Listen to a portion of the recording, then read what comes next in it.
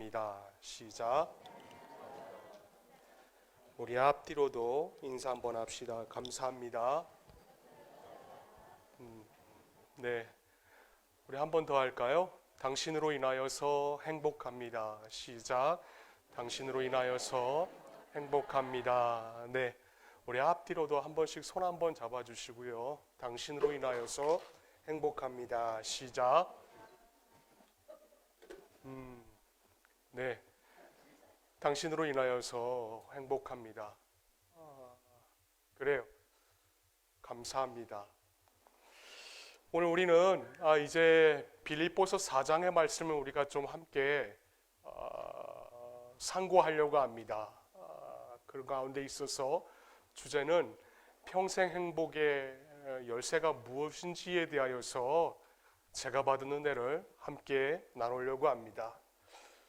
여러분, 그 사회적인 용어 가운데 있어서 발표 불안이라는 그 용어가 있습니다. 이게 무슨 말인가 하면은 이렇게 일반 사람들이 이렇게 발표를 하는 거에 대하여서 10분 정도만 지나면은 마음속에 있는 그 불안이 사라진다라고 해요. 그런데 반대로 이 발표 불안을 겪고 있는 분들은 이렇게 10분이 지나도 자신 안에 있는 이 불안 지수가 좀채 이렇게 가라앉지를 않는다라고 합니다. 그래서 그 정신과 의사 가운데에 유은정이라는 분이 계시는데요.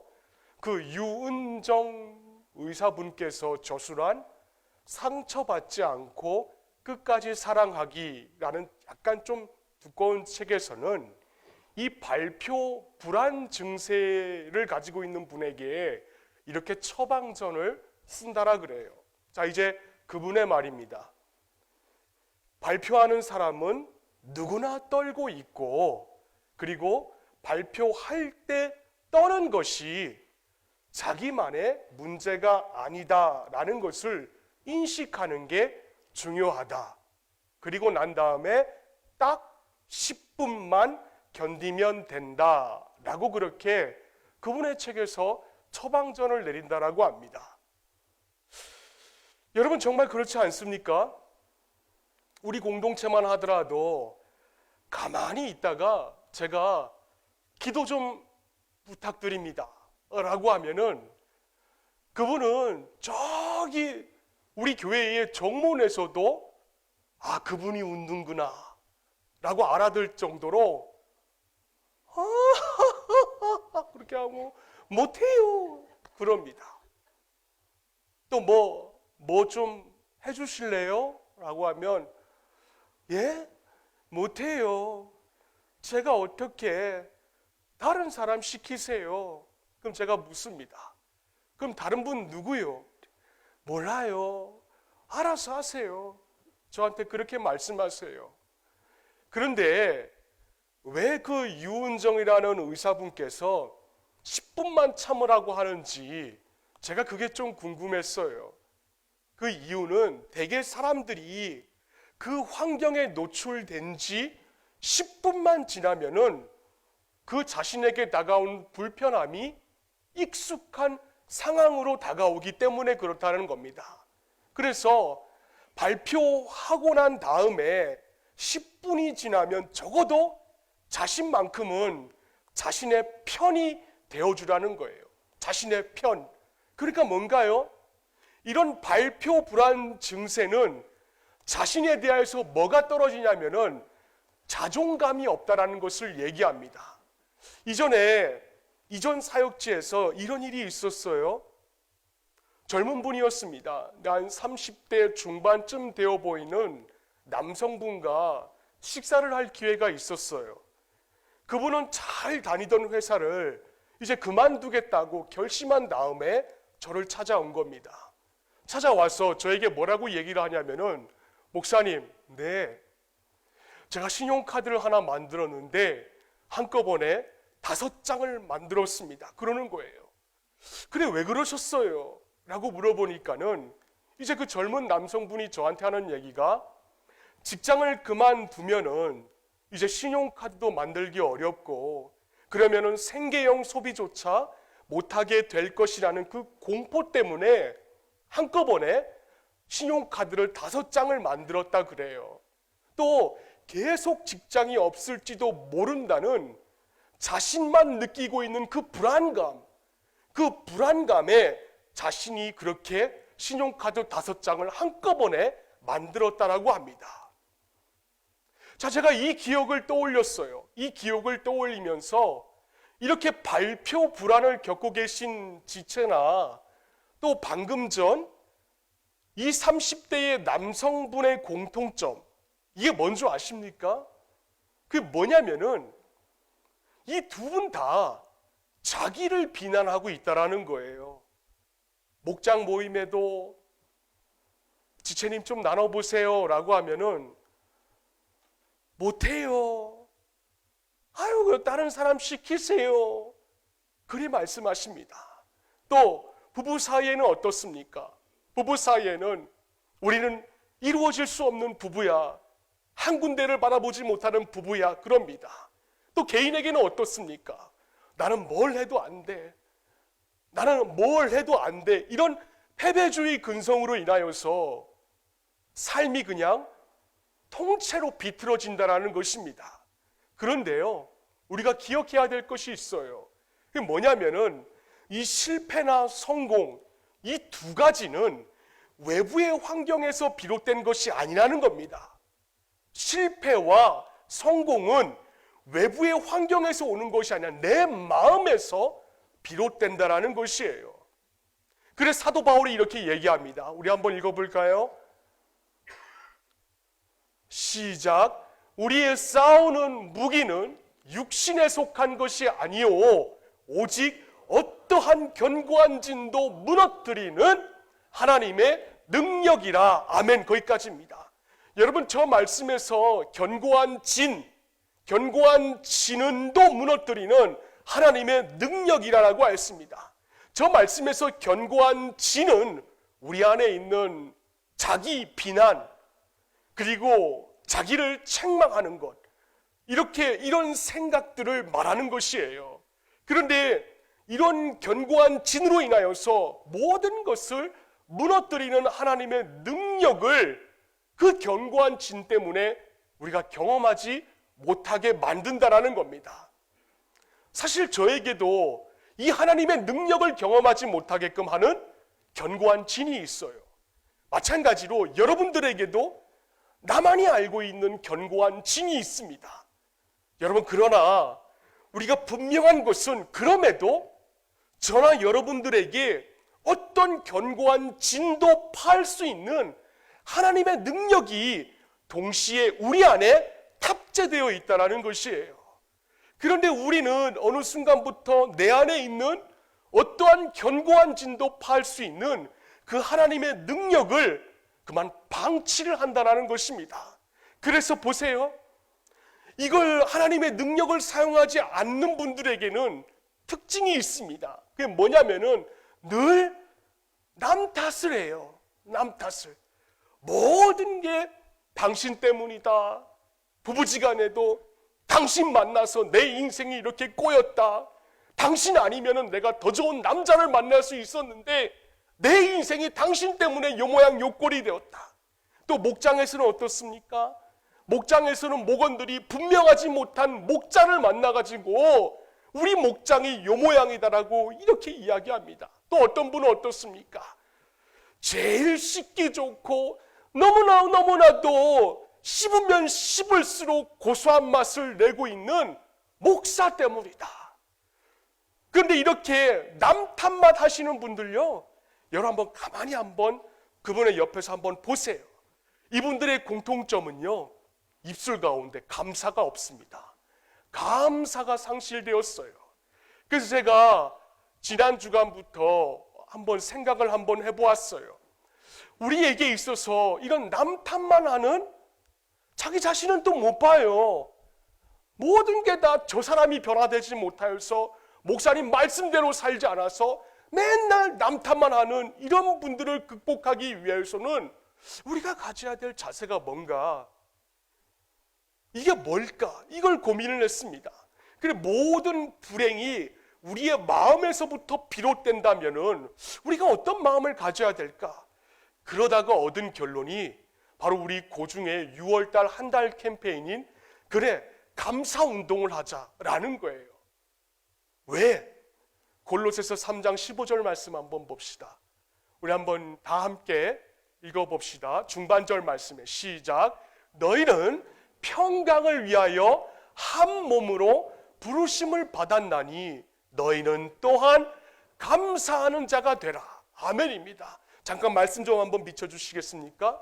여러분, 그러니까 우리가 지금 이 자리에 함께 있어요. 우리가 이 한 주간 동안 세상에 있다가 오늘 이날에는 주일을 맞이하여서 우리가 이 자리에 함께 있습니다. 그럼 그 이유가 뭔가? 부르심을 받은 이유가 뭔가? 그럼 우리가 고중의 지체로서 지금 이곳에 와서 이유가 있는데 그게 뭐냐면은 바로 평강을 위하여라는 겁니다. 평강을 위하여서 우리가 한 몸으로 부르심을 받았다라는 거예요. 그런데 여기서의 이 평강을 위하여서라는 거는 원어 성경에 보시면은 그리스도의 평강 때문에라는 단어입니다. 그러니까 저도 마찬가지지만은 여러분도 과거 하나님을 알지 못할 때는 우리가 모두가 다 진노의 자식이었어요. 진노의 자식이었기 때문에 과거에 우리에게는 그 능력이 되는, 하나님의 능력이 되는 그 그리스도의 평강이 우리 안에 탑재되지 않았습니다. 때문에 우리는 늘 뭐뭐 때문에, 누구 때문에 이랬어요. 그러나 이제는 그리스도의 평강 때문에 한 몸, 우리 고중 공동체로 부르심을 받았다라는 겁니다. 그런데 이렇게 그리스도의 평강 때문에 한 몸을 부르심을 받은 자들에게는 조건이 있습니다. 해야 될 일이 있어요. 그럼 그게 뭔가? 다시 15절 하반절 말씀해 보시면 우리 다 함께 읽어봅시다. 시작. 너희는 또한 감사하는 자가 되라 라고 했습니다. 또한이에요. 또한. 마땅하다라는 겁니다. 그러니까 바울의 입장에서는 감사라는 거는 우리의 마음속에 있는 평강의 기본 조건이라는 거예요. 이게 오늘날 우리가 행복하기 위한 키워드입니다.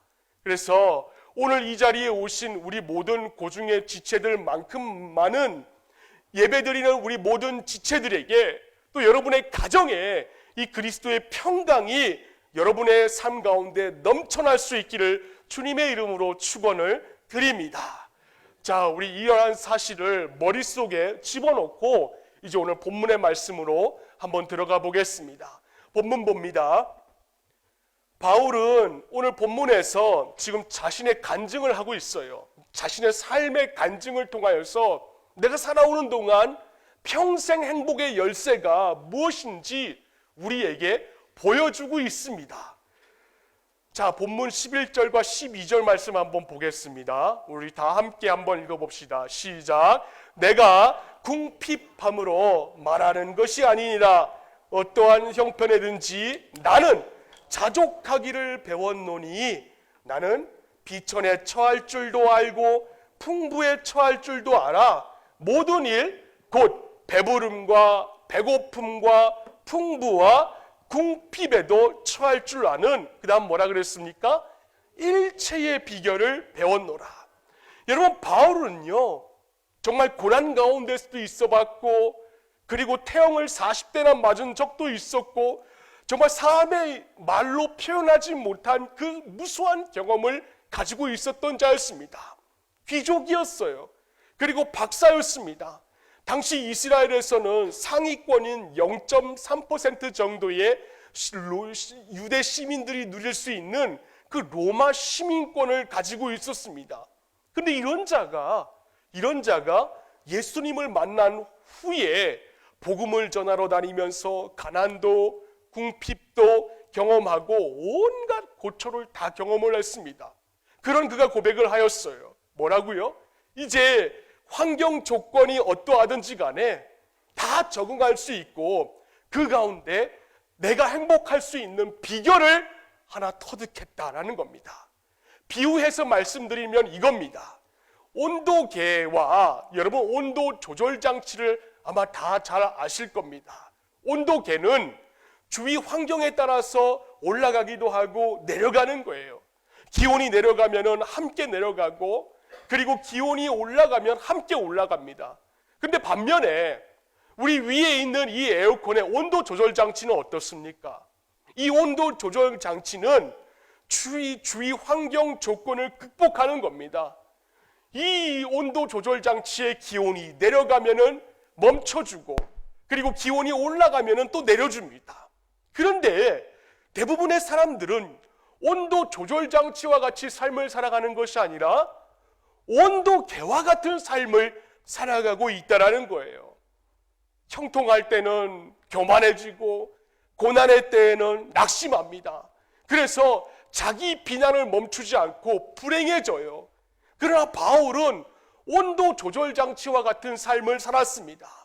형통할 때에는 스스로 겸손하고 스스로 낮아지고, 그리고 감사를 했습니다.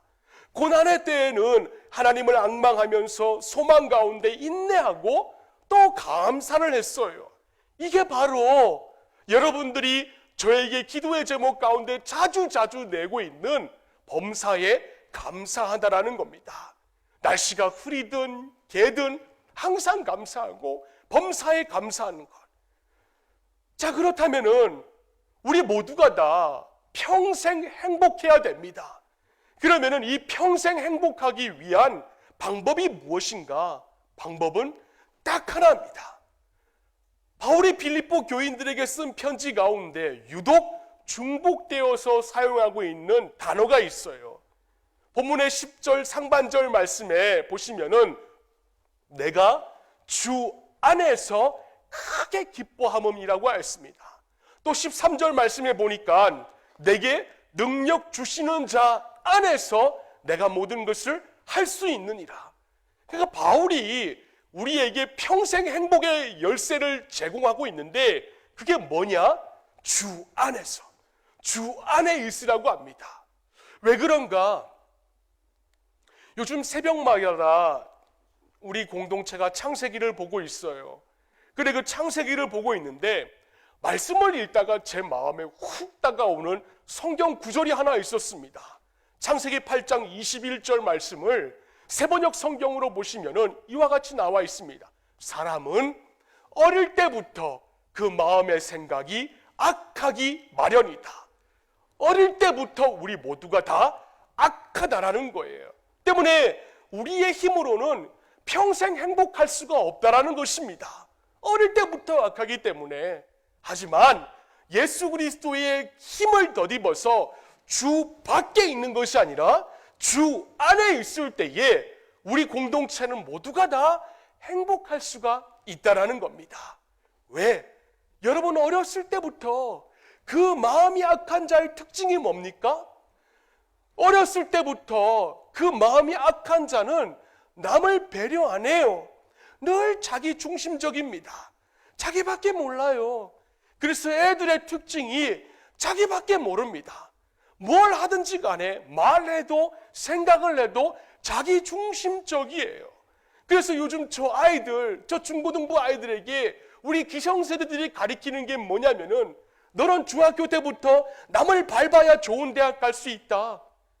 모든 성적이 절대평가가 아니라 상대평가라고 하면서 자꾸만 남하고 비교를 합니다. 또 부부지간에는 어떤가요? 남의 집에 있는 남편하고 자꾸만 비교를 해요. 그 집 남편은 뭐뭐 해주더라. 그 집 남편은 음식물 쓰레기도 갖다 버려주더라. 그 집 남편은 아내 고생 안 시키더라. 그래서 제 어머니가 저에게 하신 말씀이 있어요. 뭐냐면은 이방 저방이 아니라 아무리 좋아도 서방이 제일 좋더라. 여러분 그 진리 아닙니까? 때문에 우리가 평생 행복하기 위하여서 딱 두 가지만 극복하자고요. 두 가지. 첫째는 뭐냐? 비교하지 마세요. 비교 의식을 극복하자고요. 두 번째, 우리가 평생 행복하기 위해서 우리가 뭘 해야 되는가? 내 안에 있는 탐욕을 쓰레기통에 버리셔야 됩니다. 탐욕. 자, 첫 번째. 평생 행복하기를 원하십니까? 그러면은 비교를 극복하세요. 비교하지 마세요. 우리는 항상 남과 비교하려고 하는 특징을 가지고 있습니다. 그래서 내가 남보다 나은 것 같으면은 마음의 안도감을 가져요. 하지만 내가 남보다 못한 것 같으면은 어떻습니까? 금방 낙심하고 금방 불평합니다. 요즘 현대인들이 과거에 비하여서 얼마나 좋은 환경 조건 가운데 살고 있습니까? 또 우리 유초등부 아이들 과거 70년대, 80년대 제가 주일학교 시절에는 50원짜리 과일말 사탕 그거 하나만 주더라도 교회 가서 얼마나 행복한지 몰라요. 근데 요즘 주일학교 아이들은 피자 한 판 갖다 주어도 애기 이거 유명한 피자 아니네?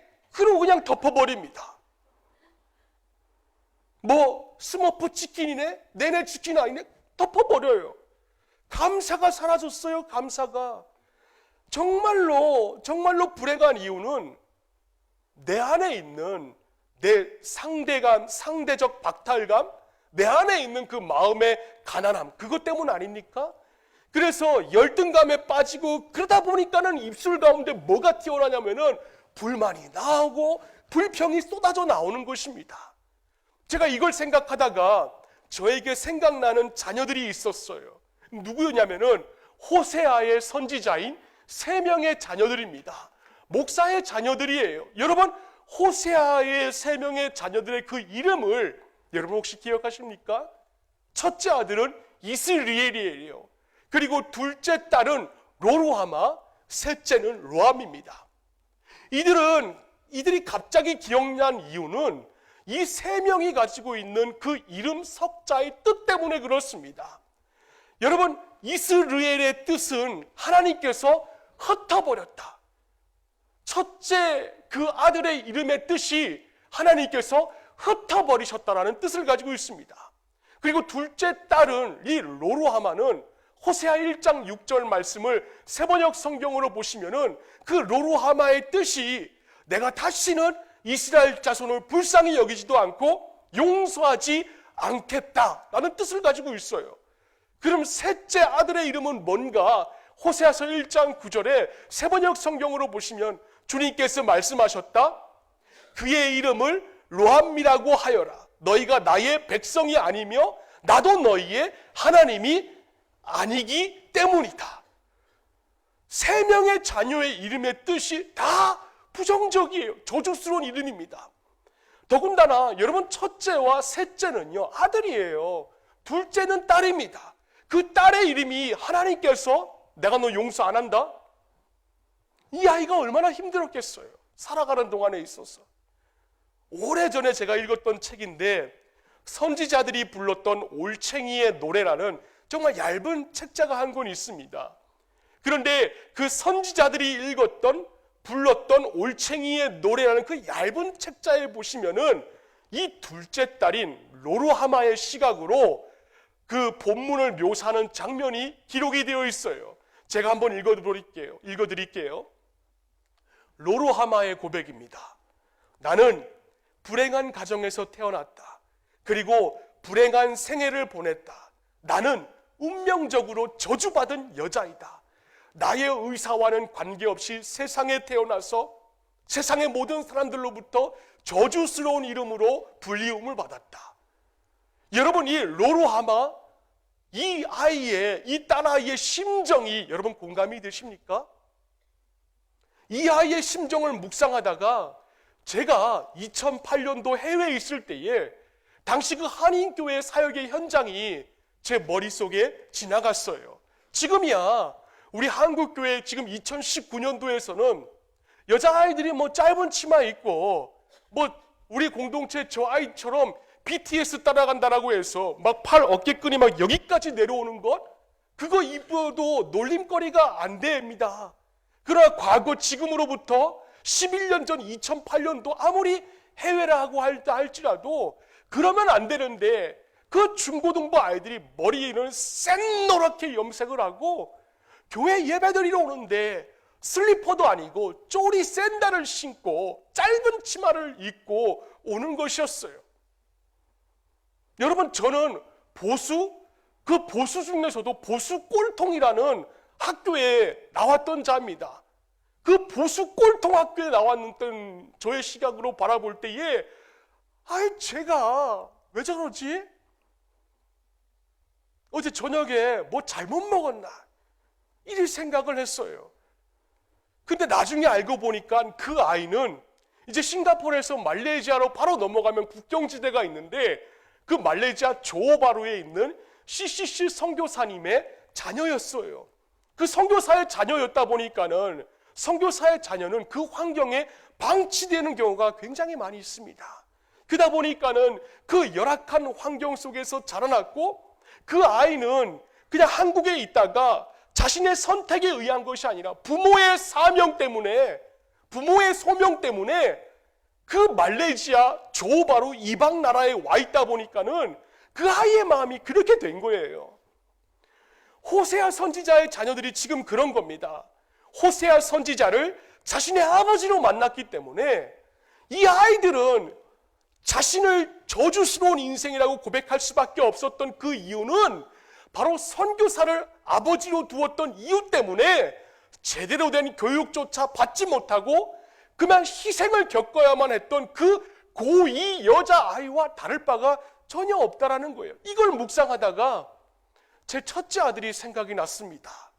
한참, 지금은 아니지만은 한창 사춘기 시절 지날 때에 무슨 일 때문인지는 모르지만은 이곳 구미 고아에 와서 주일에 잘 예배 드렸어요.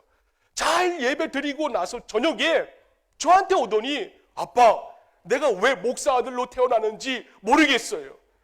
그렇게 얘기했던 것이 저에게 기억이 나는 거예요.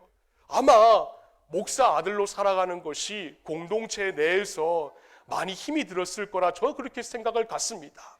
그런데 그런 호세아의 자녀들에게 역전의 상황이 일어납니다. 분명히 그 세 명의 아이들이 모두가 다 저주스러운 이름이었어요. 하나님이 흩어버린다. 그리고 둘째 딸은 하나님이 널 절대로 용서하지 않을 거야. 모두가 다 부정적인 이름이었고 저주의 아이들이었는데 그 아이들의 인생이 역전이 된 것입니다. 호세아서 1장 11절 하반절 말씀해 보시면 이스라엘의 날이 크게 번창할 것이다 라고 하나님께서 말씀을 하셨습니다. 처음에는 하나님께서 흩으신다 라는 부정적인 이름이었어요. 그래서 하나님께서 그렇게 말씀하신 아이였습니다. 그런데 이름은 똑같아요. 이름은 이스라엘인데 번창한다라고 하나님께서 다시 갈아엎으셨다라는 거예요. 그래서 이게 저에게 너무 궁금해서 원문 성경을 한번 찾아봤습니다. 그랬더니 제 머리를 망치로 한 대 내리치는 그런 상황이 벌어졌어요. 그게 뭐냐면은 이 첫째 아들의 이스라엘이라는 그 이름에는 두 가지 의미가 있었습니다.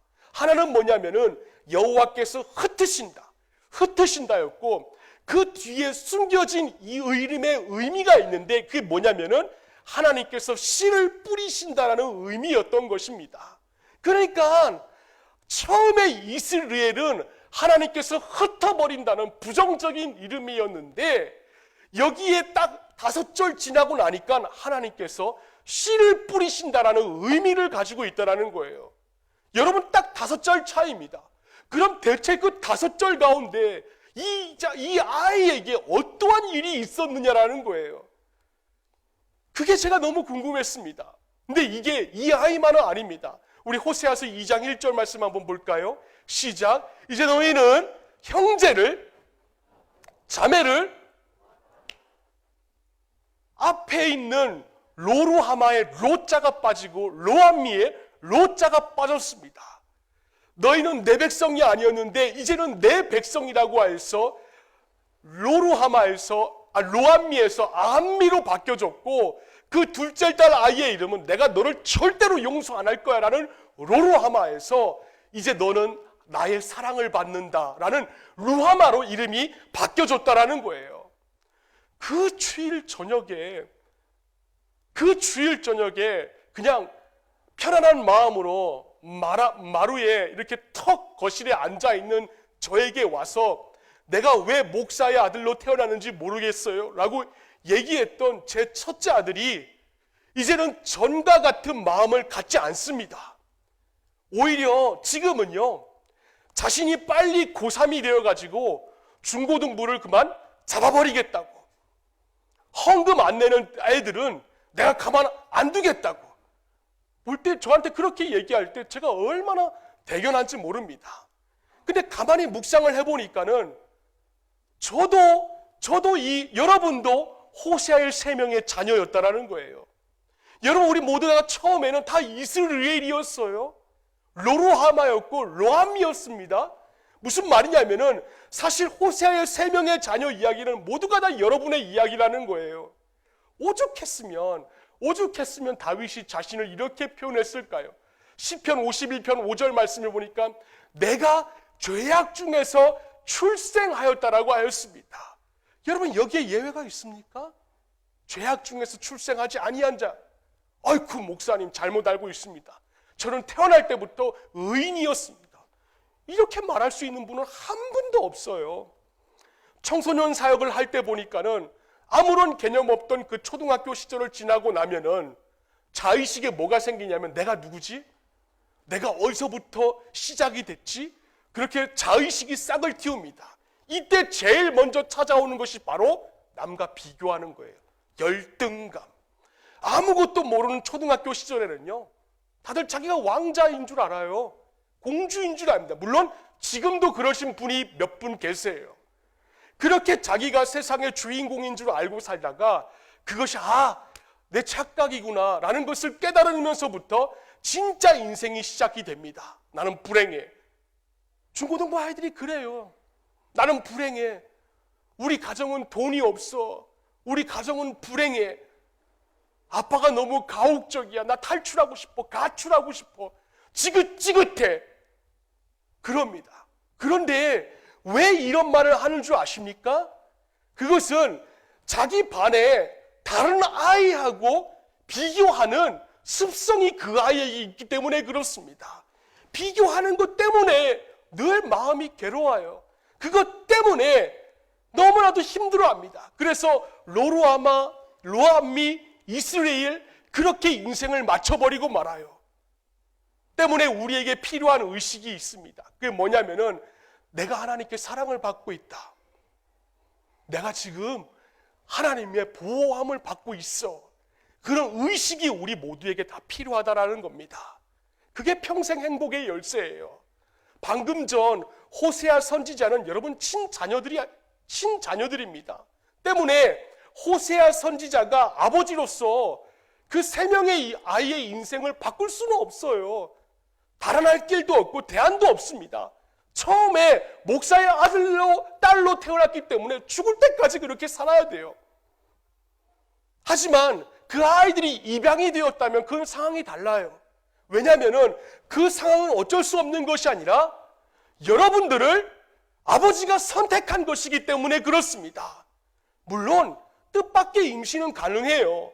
그러나 뜻밖의 입양은 불가능합니다. 때문에 우리는 입양을 당한 자녀로서 아버지에게 말할 수 있는 권리가 있다는 거예요. 그 권리가 뭐냐면은 하나님이 남의 하나님이 아니라 내 하나님이다. 아버지가 남의 아버지가 아니라 내 아버지다. 그 권리를 우리가 말할 수가 있다는 겁니다. 그래서 로마서 8장 15절 말씀해 보시면 이와 같이 나와 있습니다. 너희는 다시는 무서워하는 종의 영을 받지 아니하고 양자의 영을 받았으므로 우리가 하나님을 향하여서 뭐라고 얘기할 수 있는가? 아빠, 아버지라고 부르짖느니라. 이제 여러분은 비교 의식에 쪄들어가지고 이스라엘, 로암미, 로루하마의 이름에서 벗어나서 하나님을 향하여서 아빠, 아버지라고 부를 수가 있습니다. 그리고 에베소서 3장 12절의 말씀대로 우리는 그리스도를 믿음으로써 그분 안에서 확신을 가지고 하나님께 나아갈 수가 있는 것입니다. 이게 가능해진 거예요. 때문에 여러분들이 정말로 평생 직장에서나 가정에서 행복하기를 원한다면은 여러분 우리의 입술 가운데에 있어서 하나님이 날 사랑하신다. 하나님이 나를 돌보신다. 이거를 입술에 고백을 하여야 할 것입니다. 자, 두 번째로 우리가 평생 행복하기 위해서는 탐욕을 버려야 돼요. 탐심을. 여러분, 탐심이 뭡니까? 탐심은요, 우상숭배예요. 우상숭배. 우상숭배가 뭡니까? 우리 한번 볼까요? 다 함께 읽어봅시다. 시작. 그러므로 땅에 있는 지체를 죽이라. 곧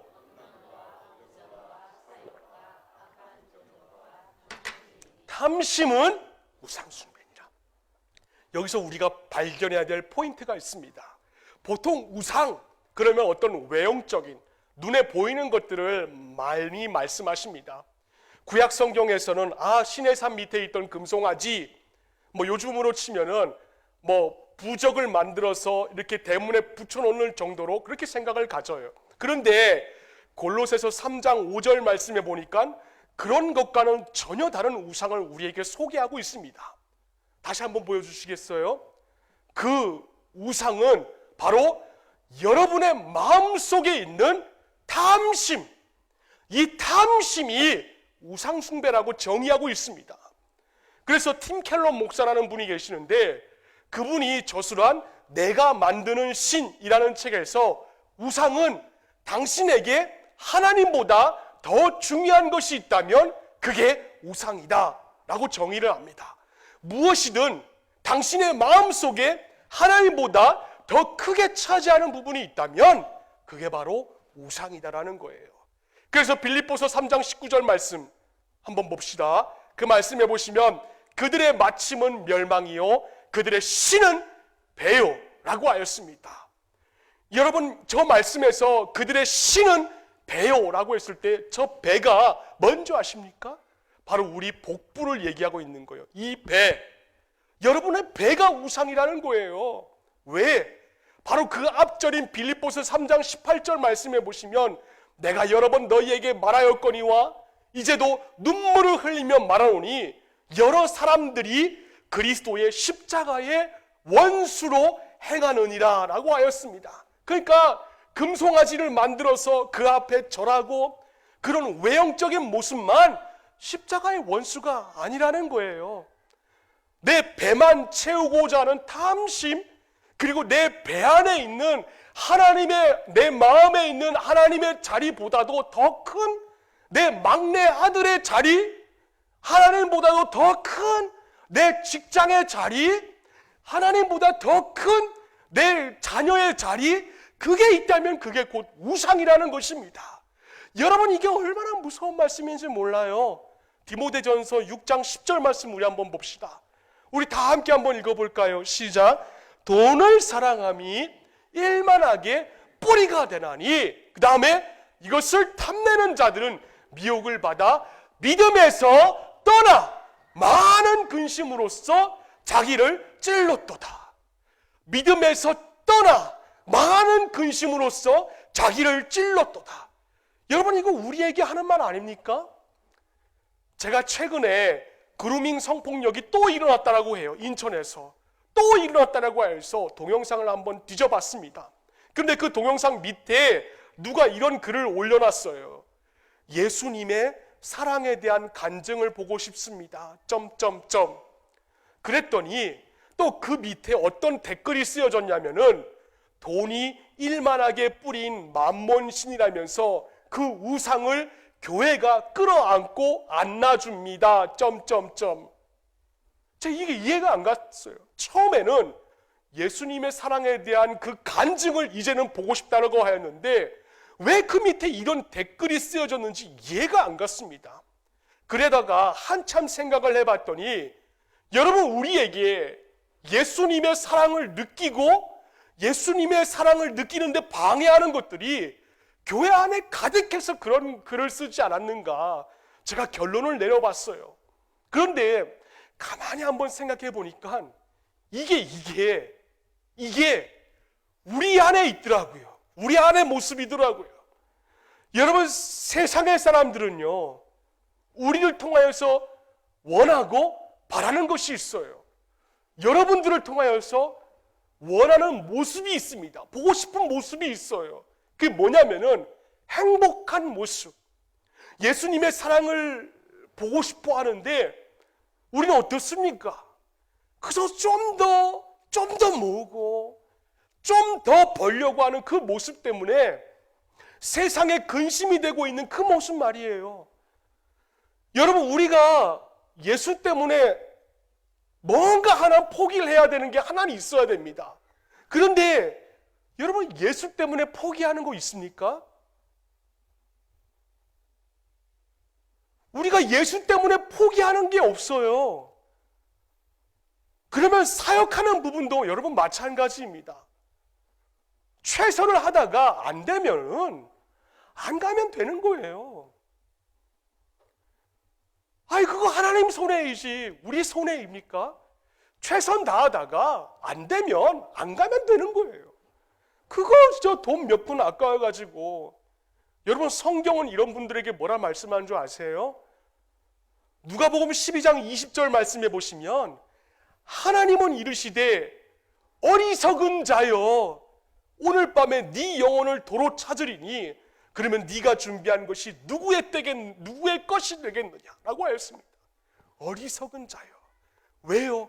그것은 엄청난 소출을 주신 것도 다 하나님이세요. 지금까지 여러분의 가정과 여러분의 기업이 버틸 수 있었던 것도 하나님께서 그렇게 해주신 것이에요. 근데 그 하나님은 전혀 생각하지 않아요. 하나님께서 주신 것을 오직 자기 만족만을 위하여서 사는 것이기 때문에 하나님이 너 참 어리석다 그런 겁니다. 그래서 예수님께서 그 다음 절인 21절 말씀에 보면은 자기를 위하여서, 여러분 이게 포인트입니다. 날 위하여, 내 가족을 위하여, 내 자녀를 위하여 재물을 쌓아두고 하나님께 대하여 부여하지 못한 자가 이와 같다라고 하였습니다. 어리석다라는 거예요. 저는요, 왜 오늘날 교회가 세상을 선도해야 될 교회가 반대로 세상의 걱정거리가 되었는지 정말 가슴을 칩니다. 이런 생각을 하다 보니까는 그 바울의 추상과도 같은 그 꾸지람이 제 마음속에 떠나가지를 않는 거예요. 우리 한번 다 함께 읽어봅시다. 빌립보서 3장 18절 말씀 시작.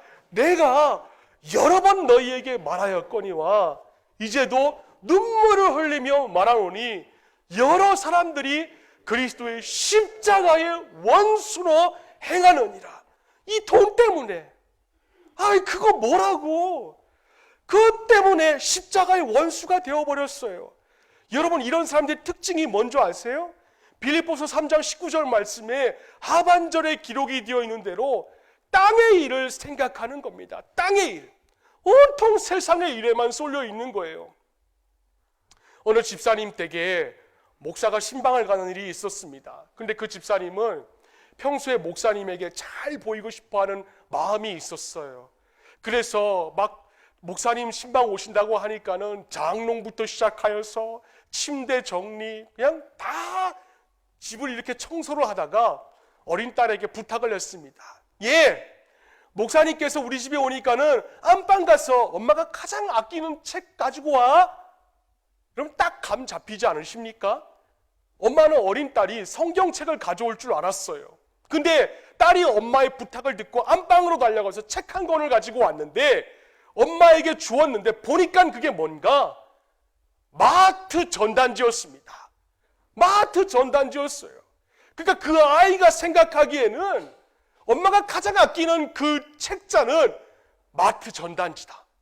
우습지 않습니까? 마음이 온통 세상에 가 있어요. 여러분, 이거 우리 공동체도 있잖아요. 우유가 어디 제일 싸세요? 지나가다가 쓱 제가 물어봐요. 그러면 주문처럼 나와. 아, 문성동 청솔 아파트 앞에 있는 원마트 990원. 권사님에게 제가 물어봐요. 권사님, 아이스크림이 어디가 제일 싼가요? 그러면 주문처럼 나와요. 선산의 리치마트요. 그다 제가 물어봐요. 권사님, 그럼 로마서 8장 15절이 뭐예요? 몰라요. 자, 그럼 우리가 어떻게 살아야 될까요? 적용입니다. 여러분, 우리 지체들이 저는 평생 행복했으면 좋겠어요. 늘 웃고 또 행복했으면 좋겠습니다. 그러기 위해서는 딱 두 가지. 비교하지 마세요. 비교하지 마시고 내 안에 있는 탐욕을 버리세요. 그러기 위해서는 우리가 뭐 해야 되는 줄 아십니까? 자족할 줄 알아야 됩니다. 자족. 다 함께 한번 읽어봅시다. 시작. 그러나 자족하는 마음이 있으면 경건은 큰 이익이 되느니라. 하나님이 내게 주신 남편이 있어요. 좀 못생기고, 좀 음식물 쓰레기 안 갖다 버려주고, 좀 자상하지 못해도 또 여러분 마음에 들지 않을 때가 있습니다. 그거 왜 없겠어요? 그러나 아무리 그래도 도대체 내가 왜 이 사람하고 결혼했지? 그렇게 싶어도 하나님 앞에서 나에게 주신 선물로 여기고 자족할 줄 아시기를 바랍니다. 자신의 모습은 바라보지 못하고 맨날 내가 당신 안 만났으면, 너 때문에 내가 내 인생 이렇게 됐다고 그러지 마세요. 그래서 빌립보서 4장 11절부터 12절 말씀 우리 한번 다 함께 읽어봅시다. 시작. 내가 궁핍함으로 말하는 것이 아니니라. 어떠한 형편에든지 나는 자족하기를 배웠노니 나는 비천에 처할 줄도 알고 풍부에 처할 줄도 알아. 모든 일, 곧 배부름과 배고픔과 풍부와 궁핍에도 처할 줄 아는 일체의 비결을 배웠노라. 여러분, 바로 저런 자족의 마음이 있을 때에 우리는 평생 행복할 수가 있는 것입니다. 바라기는 우리 공동체에 있는 모든 지체들, 특별히 우리 여성분들, 이 자족의 마음을 가질 수 있기를 바랍니다. 그래서 우리 지체들의 가정에 늘 감사가 넘쳐나고 늘 행복할 수 있기를 주님의 이름으로 축원을 드립니다. 기도하겠습니다.